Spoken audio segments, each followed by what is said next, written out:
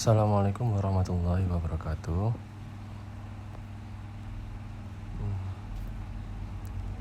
Di sini kami dari kelompok 2 mengenai peran dan fungsi perawat dalam kasus keperawatan gawat darurat keracunan. Saya perkenalkan kelompok saya dulu. Yang pertama ada Alma Amurus, yang kedua Muhammad Fajrul Falah, yang ketiga Dwi Putri Lailatul Hasni, yang keempat Fatimatus Zahra Salsabila. Baik, saya mulai presentasi pada siang hari ini. Definisi keracunan dan obat. Keracunan berarti bahwa suatu zat kimia telah mengganggu proses fisiologi sehingga keadaan badan organisme itu tidak dalam keadaan sehat. Dengan perkataan lain, organisme itu menjadi sakit. Keracunan adalah keadaan sakit yang ditimbulkan oleh racun. Bahaya racun yang masuk ke dalam tubuh dapat langsung mengganggu organ tubuh tertentu, seperti paru-paru, hati, ginjal, dan lainnya. Sedangkan obat antibiotik merupakan suatu molekul yang memiliki kemampuan untuk membunuh atau menghambat pertumbuhan bakteri. Antibiotik pertama ditemukan oleh Alexander Fleming pada tahun 1928. Sebagai contohnya, ceftriaxone. Obat ini merupakan antibiotik golongan cephalosporin generasi ketiga. Cephalosporin berasal dari fungus Cephalosporium acremonium dan diisolasi pada tahun 1948 oleh Burtsu. Di sini ada penatalaksanaan umum keracunan.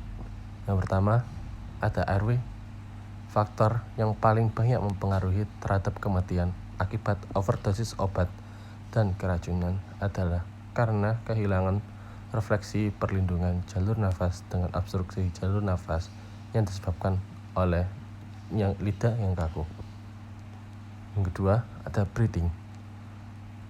Untuk penguji pernafasan yang adekuat dilakukan dengan mengukur gas darah arteri pada pasien yang memiliki kadar PCO2 darah naik, misalnya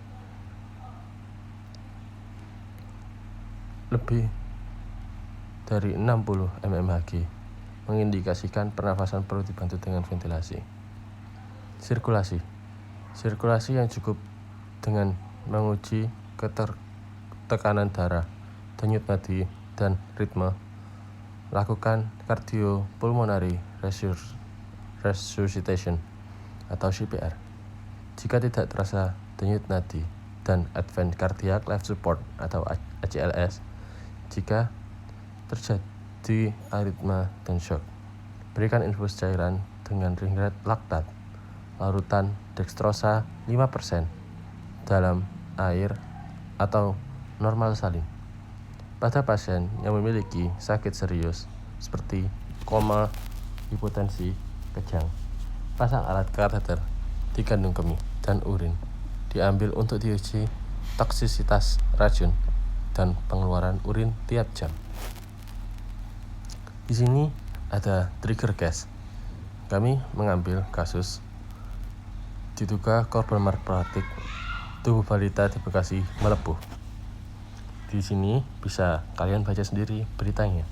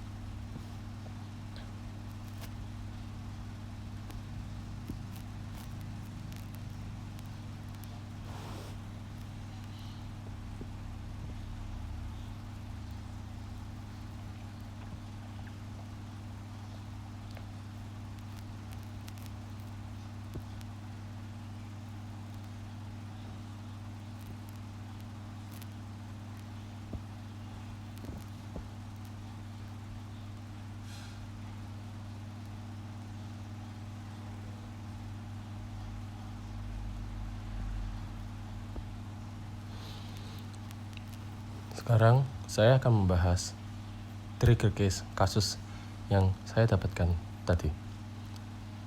Pada kasus di atas, menurut kami, ada fungsi dan peran perawat yang tidak dilakukan oleh perawat saat itu. Pada kasus tersebut, bermula dari balita DZ yang demam dengan derajat 39 derajat Celcius. Kemudian, para petugas medis memberikan obat antibiotik, yaitu Terfeser 1 gram, injeksi yang mengandung ceftriaxone melalui selang infus. Namun, sebelumnya, perawat tersebut tidak mengkaji mengenai alergi apakah balita tersebut memiliki alergi obat-obat tertentu atau tidak. Selain itu, perawat juga tidak tes alergi untuk balita DZ. Kemudian, selang 2 jam, diberikan infus.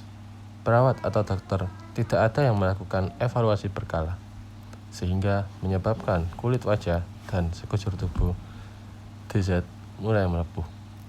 Dan pada tubuh bagian lain, timbul bintik-bintik merah yang menyebabkan balita DZ semakin kesakitan dan kulitnya menghitam, seakan kebakaran.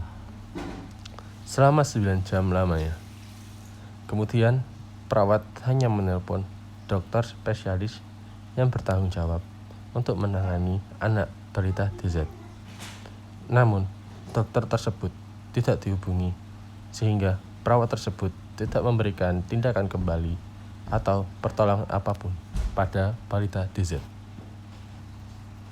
Pada kasus di atas, perawat tidak melakukan perannya sebagai pemberi asuhan keperawatan dengan baik, karena perawat seharusnya mengetahui tanda dan gejala terjadinya alergi atau keracunan obat pada pasien. Bahkan sebelumnya, perawat juga tidak menanyakan terhadap hak keluarga mengenai alergi DZ. Dan juga perawat tidak melakukan tes alergi pada pasien yang mana obat yang akan diberikan merupakan obat antibiotik. Obat tersebut diberikan melalui IV, intravena, atau infus, di mana akan bereaksi lebih cepat terhadap tubuh jika melalui IV atau infus. Seharusnya penanganan pertama yang harus dilakukan oleh perawat pada kasus di atas adalah menghentikan pemberian obat saat pertama kali mengetahui adanya reaksi pada tubuh setelah diberikan obat tersebut. Kemudian, setelah itu, melakukan pemeriksaan ABC, airway, breathing, circulation, yaitu pemberian oksigen, dan kalau perlu dibantu ventilasi. Pertahankan jalan nafas, dan mengatasi gangguan hemodinamik dan gangguan aritmia. Kemudian, cek TTV secara berkala. Secara melakukan observasi pada gejala yang muncul pada tubuh seperti munculnya bintik-bintik merah sampai kulit berubah warna menjadi hitam, seakan-akan terbakar dan melepuh. Untuk mengatasi masalah tersebut, dilakukan tindakan pemberian obat topikal seperti salep untuk meredakan masalah pada bagian tubuh, dan obat diberikan sesuai dengan resep dokter. Setelah selesai menangani prinsip kegawat daruratan, dapat dilakukan dengan tindakan dekontaminasi. Demikian presentasi dari kelompok 2. Mohon maaf jika ada yang kurang berkenan. Sebelum saya tutup presentasi saya pada siang hari ini, untuk audiens yang ingin bertanya, kami persilahkan untuk menuliskan pertanyaannya di kolom komentar. Terima kasih. Wassalamualaikum warahmatullahi wabarakatuh.